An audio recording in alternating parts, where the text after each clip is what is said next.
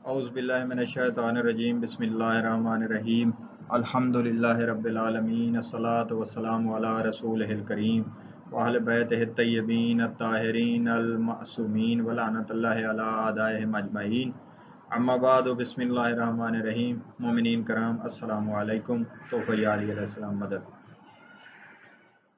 آج ایک اس موضوع پہ بات کرنا چاہتا ہوں کہ جس کا حکم مجھے ایک انڈیا سے ہمارے دوست ہیں انہوں نے کیا ہے۔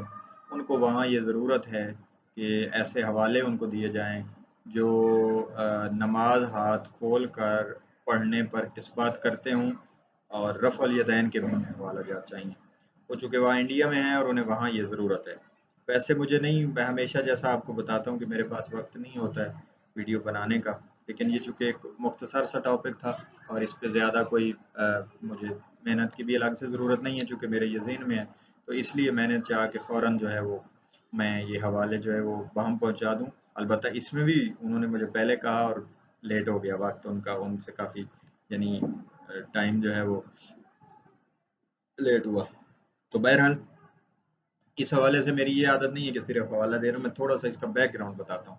بیک گراؤنڈ اس طرح سے ہے کہ اس وقت موجودہ حالات میں اہل تشیع ہاتھ کھول کے نماز پڑھتے ہیں، یعنی ارسال کرتے ہیں، آدمی کے نیچے چھوڑ دیتے ہیں، اور اہل سنت ہاتھ باندھتے ہیں، اور باندھنے کے ان کے مختلف طریقے ہیں، کچھ زیر ناف باندھتے ہیں، کچھ ناف کے اوپر اور کچھ سینے پہ باندھتے ہیں۔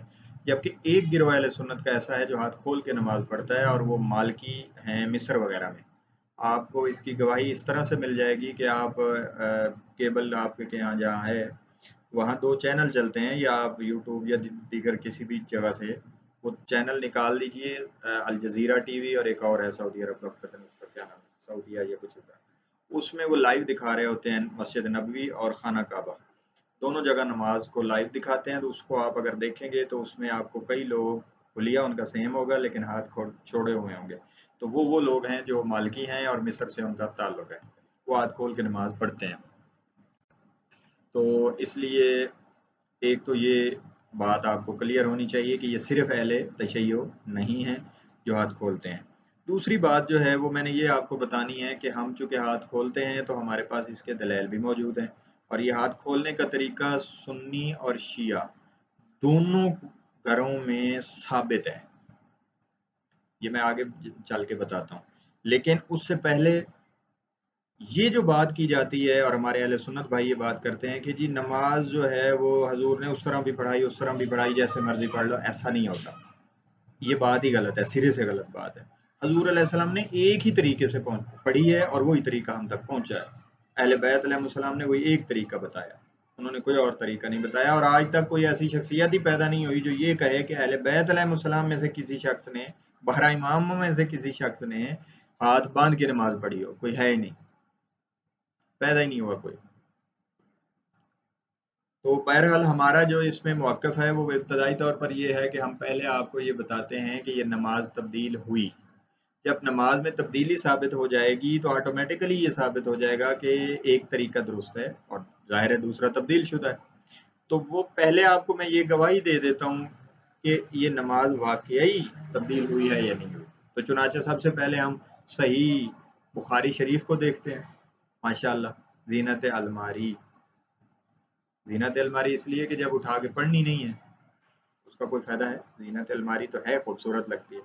تو وہ میں آپ کو اس سے دکھاتا ہوں پہلے کہ نماز تبدیل ہوئی کب سے ہو گئی، حضور کے یعنی فوراً بعد سے نماز تبدیل ہو گئی تھی، اور اس کی کئی گواہیاں میں مختصراً آپ کو بتاتا ہوں۔ یہ صحیح بخاری شریف میرے ہاتھ میں ہے، اس کی پہلی جلد ہے، یہ مکتبہ رحمانیہ لاہور، اردو بازار لاہور سے چھپی ہوئی ہے، اور یہ 3 جلدوں پہ مشتمل ہے۔ اس میں اس کا صفحہ 302، کتاب مواقیت الصلاۃ، پارہ نمبر 3 ہے اور حدیث نمبر 503 ہے، رقم جو ان کی ہے، اس میں یہ اسناد کے ساتھ ہے، اور آگے وہ کہتے ہیں زہری سے سنا، وہ کہتے تھے، امام زہری عظیم شخصیت ہے اہل سنت کی، کہ میں دمشق میں، میری ویسے زبان پہ دمشقی چڑھا ہوا ہے جو ہم پنجابی لوگ ہوئے ہیں، لیکن وہ میرے سے ناراض ہونا تھا علماء نے، اس لیے پھر میں نے دمشق بولا، جو ایک شہر ہے شام کا۔ انس بن مالک کے پاس گیا تو وہ رو رہے تھے، یہ امام زہری کہہ رہے ہیں کہ میں انس بن مالک کے پاس گیا رضی اللہ، جو صحابی ہیں ان کے پاس، وہ رو رہے تھے، میں نے پوچھا کہ کیوں، خیر تو ہے، کیوں رو رہے ہو؟ انہوں نے فرمایا، کہا میں نے جو چیزیں حضرت کے عہد حضرت صلی اللہ علیہ وسلم، یہ بریکٹ میں نے جو چیزیں دیکھی تھی، یعنی حضور علیہ السلام کے ساتھ دیکھی تھی جو چیزیں میں نے، تو ان میں سے اب کوئی چیز نہیں پاتا ہوں، یعنی وہ ساری خیر سے گئی ہیں، البتہ ایک نماز تھی اور اب نماز بھی برباد ہو گئی، وَهَٰذِهِ الصَّلَاةُ قَدْ ضُيِّعَتْ، ضائع کر دی گئی ہے یہ، یعنی اب کیسے ضائع ہوئی آپ بتائیے؟ ایک نماز تھی وہ اس کا بھی بیڑا غرق ہو گیا۔ یہ کب کی بات ہے؟ یہ حضور علیہ السلام کے فوراً بعد کی بات ہے، انس بن مالک، ایک گواہی کہ نماز برباد کر دی گئی رسول صلی اللہ علیہ وسلم کے فوراً بعد، صحابی کہہ رہا ہے، رو رہا ہے، اس وقت بھی رو رہا ہے، آج بھی وہی رونے ہیں، اس وقت جب ابتدا میں ہی رونا ہے، تو یہ کون بدلنے والا تھا؟ میں تو نہیں بدل سکتا، کوئی ایسے صاحب حیثیت صاحب اختیار لوگ تھے جنہوں نے بدلا نا اس نماز کو، اور کیوں بدلا یہ جواب میں آپ کے حوالے کرتا ہوں، اس کا جواب اسی کتاب سے اور دیگر سیاستہ سمیت دیگر کتب سے ایک اور گواہی بھی ہے۔ وہ کیا ہے؟ وہ یہ ہے جی، اسی جلد جو میں نے بتائی دوسری پہلی، اس کا پارہ 4 ہے، اس کی حدیث نمبر ہے 787، اس میں اسناد کے ساتھ ہے مطرف بن عبداللہ سے روایت کیا گیا، پیچھے اسناد ساری ہیں، انہوں نے کہا میں نے اور عمران بن حسین، یہ صحابی ہیں حضور کے، حسین ہے سواد والا حسین، نے حضرت علی، یہاں رضی اللہ لکھا ہے، علیہ السلام کے پیچھے نماز پڑھی بصرہ میں، یعنی اپنے دور حکومت میں حضرت علی علیہ السلام کے پیچھے انہوں نے نماز پڑھی، مطرف بن عبداللہ نے اور یہ عمران بن حسین دونوں نے پڑھی۔ وہ جب سجدہ کرتے تو تکبیر کہتے، جب سر اٹھاتے تو تکبیر کہتے، جب 2 رکعت پڑھ کر اٹھتے تو تکبیر کہتے، جب انہوں نے سلام پھیرا تو عمران نے میرا ہاتھ پکڑ کر کہا، عمران بن حسین جو صحابی ہیں، یہ اندھے ہو چکے تھے، انہیں معلوم نہیں تھا اس وقت کہ کس نے پڑھائی، کہ انہوں نے، یعنی حضرت علی علیہ السلام نے ایسی نماز پڑھائی جیسی حضرت صلی اللہ علیہ وسلم ہم کو پڑھایا کرتے تھے، یا انہوں نے اس طرح سے بھی اس طرح کہا کہ انہوں نے مجھ کو حضرت کی نماز یاد کروا دی، یہ خود براہ راست رسول کا صحابی ہے صلی اللہ علیہ وسلم اور اس کے ساتھ نمازیں پڑھ چکا ہے۔ جب حضرت علی نے اپنے زمانے میں چوتھی خلافت میں ظاہری طور پر نماز پڑھائی تو اس وقت یہ کیا ہوا؟ یہ کہتا ہے کہ اس نے ہمیں رسول اللہ صلی اللہ علیہ وسلم نماز یاد کروا دی، مطلب وہ حضور علیہ السلام والی نماز بھول چکے تھے۔ میں نے یہاں یہ صرف اسٹیبلش کرنا ہے کہ نماز کو بدل دیا گیا تھا حضور کے بعد، جب نماز کو بدل دیا گیا تو پھر صورتحال واضح ہو جائے گی کہ وہ بدلا ہوا طریقہ جو ہے غلط اس میں کون ہے اور اس میں صحیح کون ہے۔ ایک تو یہ آپ کو میں نے بتانا تھا، جو یہ میں نے صحیح بخاری آپ کو دکھا دی ہے، اس کے بعد جی آپ کو میں یہ جو میں نے بعد والی روایت دکھائی، یہ تمام کتابیں اہل سنت کی جتنی حدیث کی کتابیں سب میں ہیں تقریباً، اس لیے ایک ایک کا کہنے کی ضرورت نہیں ہے۔ اچھا، اس کے بعد آ جائیے کہ کیا اب اس بدلے ہوئے طریقے میں صحیح طریقہ کون ہے، کون سا والا ہے؟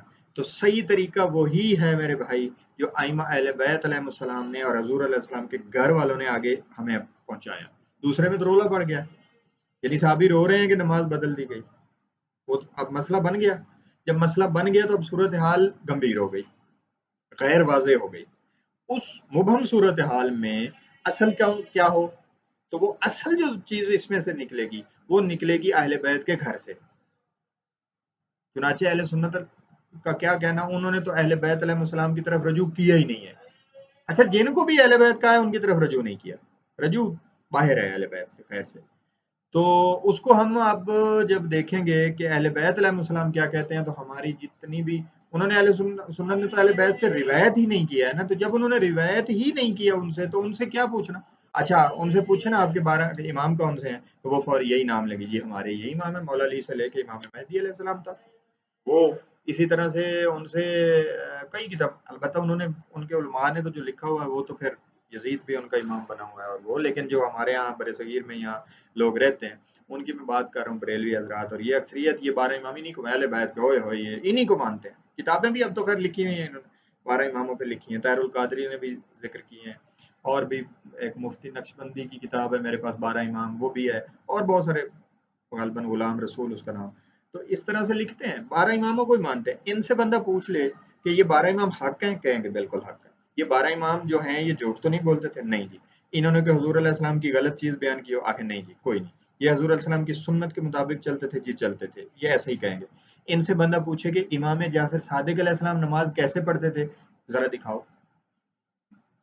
چیلنج کرتا ہوں میں ان کو، یہ امام جعفر صادق علیہ السلام، شیعوں کی بات نہیں کر رہا کہ شیعوں کی کتابوں میں دکھائیں، یہ اپنی کتابوں میں دکھا دیں۔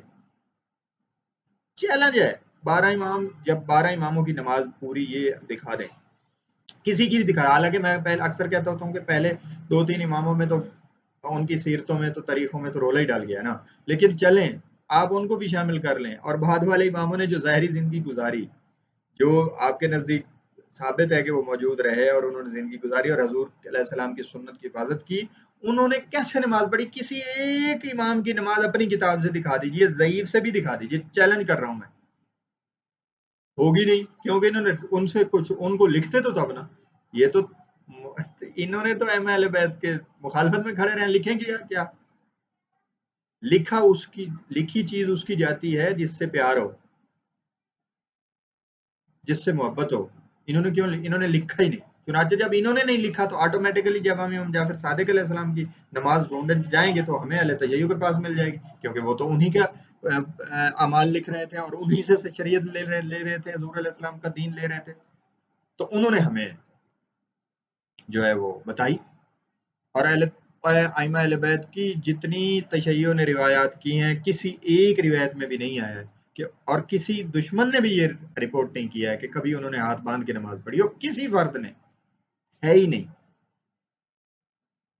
چلیں اب یہاں تک ایک تو یہ ہے ثبوت۔ اب دوسرا ثبوت یہ ہے کہ کیا اہل سنت کے ہاں ایسی کوئی روایت آئی کہ نماز ہاتھ کھول کے پڑھی گئی یا نہیں پڑھی گئی؟ یقین مانیے اہل سنت کے ہاں صحیح روایات میں سے یہ ثابت ہے کہ حضور علیہ السلام ہاتھ کھول کے نماز پڑھا کرتے تھے۔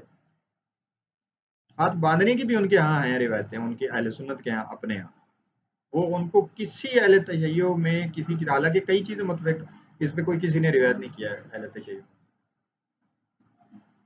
اور ان کے ہاتھ باندھنے پہ بھی آج تک اختلاف ہے، یعنی کیسا طریقہ حضور نے بتایا کہ اس پہ کٹھے نہیں ہو سکتے، کوئی زیر ناف کہتا ہے، کوئی ناف کے اوپر، کوئی ابھی کوئی فرقہ آ جانا، کوئی یوں کہہ رہے گا پڑھیں، کوئی ہاتھ کھڑے کر کے کہے گا پڑھو، تو جب ہے ہی تو نہیں۔ ہاتھ جو باندھنے ہیں، سینے پہ ہاتھ باندھنے ہیں وہ سینے پہ باندھ لیتے ہیں، کوئی کہتے ہیں یا نیچے باندھنے ہیں، کوئی کہیں پہ، ہاتھ تو کمر کے پیچھے باندھ لیں، تو وہ بہرحال کوئی نہ کوئی طریقہ نیا نکل آئے گا تو پھر وہ بھی ثابت کرنے سے تو اس کو کچھ کر سکتے ہیں، کیونکہ متفق تو ہے نہیں کچھ۔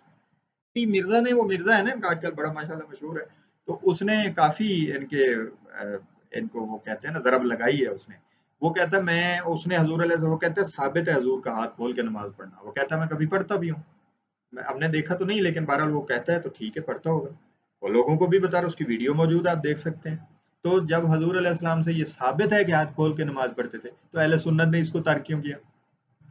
پھر اہل سنت کی فقہ کی کتابوں میں ایک اور مزیدار چیز لکھی ہوئی ہے، وہ یہ ہے، کئی کتابوں میں ہے ان کی فقہ کی، اس میں وہ یہ کہتے ہیں کہ ہاتھ پہ ہاتھ رکھ کے، یعنی ہاتھ باندھ کے نماز پڑھنا یہ تو مستحب ہے، یہ فرض تو ہے ہی نہیں، باندھ لے تو ٹھیک ہے، نہیں باندھے تو خیر ہے۔ یہی تو ہم کہتے ہیں کہ جو آپ کہتے ہیں وہ ثابت نہیں ہے حضور سے، کیونکہ جو حضور کا طریقہ ہے وہ مستحب تھوڑی ہے، وہ تو طریقہ ہے، اس کو تو آپ چھوڑ نہیں سکتے، یا تو آپشن موجود ہو، تو آپشن تو موجود ہی کوئی نہیں ہے۔ چنانچہ یہ صورت ہے۔ اب میں آپ کو وہ حوالہ جات دکھا دوں جلدی جلدی کہ حضور علیہ السلام جو ہے وہ ہاتھ کھول کے نماز پڑھتے تھے اور باقی اصحاب بھی ہاتھ کھول کے نماز پڑھا کرتے تھے۔ سب سے پہلے میں ایک آپ کو ایک سیاستہ سے روایت دکھاتا ہوں، پھر اس کے بعد آگے چلتے ہیں۔ یہ ہے جی میرے ہاتھ میں سنن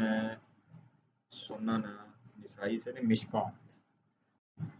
مشکات سے دیکھتے ہیں، کیونکہ آپ کو پتہ ہے مشکات کی بڑی تعریف ہے، مشکات المصابیح، مشکات شریف یہ مترجم ہے، مکتبہ رحمانیہ سے چھپی ہوئی ہے، اس کا ترجمہ کیا ہے جی مولانا عبد الحلیم علوی صاحب نے، انہوں نے ترجمہ فرمایا ہے، اور یہ روایت اس میں موجود ہے، صفحہ اس کا 169 ہے، 169، اس میں یہ روایت ہے، اور اس کے بعد اس کو بخاری، وہ کہتے ہیں اس کو روایت کیا ہے بخاری نے، صحیح، اس کو امام بخاری نے روایت کیا ہے، اور یہ ابن ماجہ پڑھی ہوئی، اس میں بھی یہ موجود ہے، یہ ابن ماجہ، سنن ابن ماجہ، اس میں بھی یہ روایت موجود ہے۔ اسی میں دیکھتے ہیں کہ اس میں کیا دلیل ہے۔ اس میں یہ ہے جی، ابو حمید الساتی، وہ کہتے ہیں کہ رسول اللہ صلی اللہ علیہ وسلم کی صحابہ کی ایک جماعت میں کہا کہ میں تم سے زیادہ رسول اللہ کی نماز یاد رکھتا ہوں صلی اللہ علیہ وسلم. انہوں نے کہا میں نے آپ کو دیکھا ہے جس وقت اللہ اکبر کہتے دونوں ہاتھ اپنے کندھوں کے مقابل لے جاتے، جب رکوع کرتے اپنے ہاتھ گھٹنوں کو پکڑتے، پھر اپنی پیٹھ جھکاتے، جس وقت سر اٹھاتے سیدھے کھڑے ہوتے، یہاں تک کہ ہر جوڑ اپنی جگہ پر آ جاتا. روایت آگے دوسرے طریقے لکھے ہوئے ہیں، ہاتھ کھولنے کی یہاں دلیل دے رہا ہوں. کیا ہوتا تھا؟ جوڑ اپنا واپس اپنی جگہ پہ آ جاتا جب کھڑے ہوتے قیام میں، وقت سیدھے کھڑے ہوتے یہاں تک کہ جوڑ کہاں آتا ہے واپس؟ یہ آپ پہ چھوڑتے ہیں ہم. واپس جوڑ کہاں آتا ہے؟ ہاتھ باندھنے پہ یہاں آتا ہے یا یہاں ارسال کرنے پہ آتا ہے؟ یہ آپ کی مرضی ہے، جو مطلب نکالیے. ہمارے پاس چونکہ دیگر روایات ہیں، ہم ضروری تو نہیں. اچھا دوسرا آپ کو حوالہ دے دو. دوسرا ہے یہ میرے پاس مجموعہ الفتاوی اردو، ابو الحسنات مولانا محمد عبد الحی اللکھنوی المتوفى 1304 ہجری. یہ دیکھ رہے ہیں، یہ میرے پاس ہے. یہ سعید کمپنی کراچی سے چھپی ہوئی ہے جی. اس میں ان کے فتاوی جات لکھے ہوئے ہیں. آپ کو پتا ہے فتاوی جو لکھے جاتے ہیں وہ ظاہر ہے ایری گیری چیزیں تو نہیں ہوتی نا، اس کے اوپر تو عمل کرنا ہوتا ہے لوگ. اس کی یہ اول جلد ہے، صفحہ اس کا ہے، یہ ہے جی 241 جی. اس میں ان سے سوال ہوا ہے. کیا ہے سوال جی؟ نماز میں ارسال یدین کی حدیث وارد ہوئی ہے یا نہیں؟ ہاتھ کھولے، ارسال یدین ہاتھ کھولنے کی. وہ کیا کہتے ہیں؟ جواب، بعض روایات میں ارسال وارد ہوا ہے. بعض روایات میں ارسال وارد ہوا ہے. کس سے؟ حضور علیہ السلام سے ہاتھ کھولنے کی روایت وارد ہوئی. چنانچہ طبرانی نے معاذ سے روایت کی ہے. طبرانی، امام طبرانی معجم الکبیر، میں بتاتا ہوں حوالہ اس کا پورا دے دیتا ہوں تاکہ آپ نوٹ کر لیں. یہ میں یہاں سے اس لیے پڑھ رہا ہوں کہ آپ کو تصدیق ہو جائے کہ یہ ایک فتوے کی کتاب میں آیا. طبرانی نے، یعنی امام طبرانی نے بہت کتابیں لکھی، معجم الکبیر، معجم الاوسط، معجم الصغیر، اور بڑے امام ہیں یہ، بہت بڑے حدیث کے.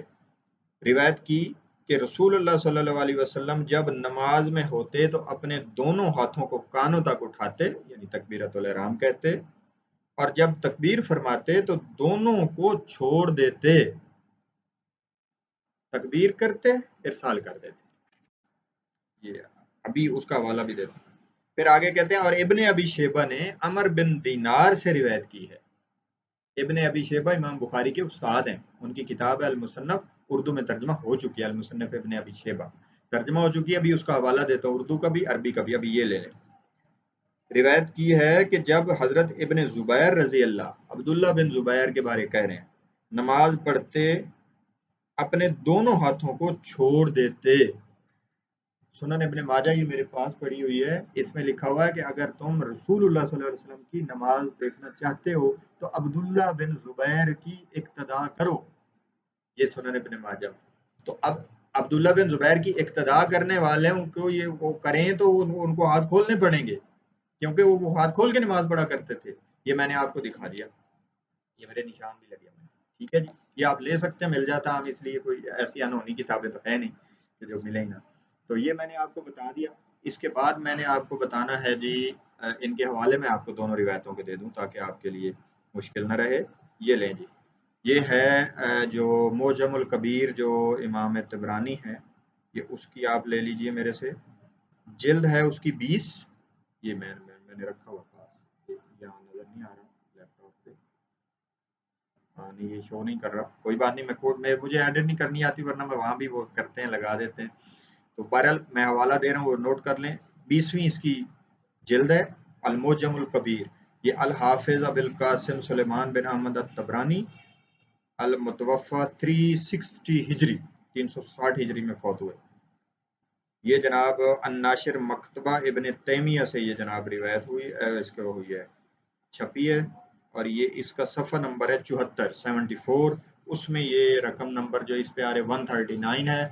اس میں النعمان بن نعیم بن عبد الرحمن بن غنم حدثنا، اور آگے ساری اسناد، ان معاذ بن جبل قالا कान नबी सल्लल्लाहु अलैहि वसल्लम इज़ा कान फी सलाति रफ़ा यदैहि कबालतन उज़नैहि फ़इज़ा कब्बरा अरसलहुमा, दोनों को छोड़ देते, अरसल कर देते दोनों हाथ, अरसलहुमा, ये रिवायत मैंने आपको दिखा।